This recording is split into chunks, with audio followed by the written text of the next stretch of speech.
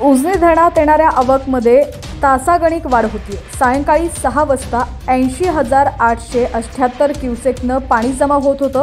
आता 1.5 तासातच उजनीमध्ये तुफान वाढ झाल्याचं पाहायला मिळतंय। उजनीत सध्या किती क्युसेकनं पाणी येत आहे हे आपण या व्हिडिओच्या माध्यमातून पाहूया। त्याआधी आपण जर HPN मराठी न्यूज चॅनलला सबस्क्राइब केलं नसेल तर नक्की सबस्क्राइब करा आणि बेल आयकॉनवर क्लिक करून नोटिफिकेशन्स मिळवा, जेणेकरून आमचे अपडेट्स लवकरात लवकर तुमच्यापर्यंत पोहोचतील आणि तुमच्या भागात देखील पावसाची काय परिस्थिती आहे ती देखील आम्हाला नक्की कळवा। तर सायंकाळी 7 वाजता आलेल्या अपडेटनुसार उजनी धरणात 1,02,668 क्युसेकनं पाणी जमा होत आहे। ही आवक दौंडमार्गे येते।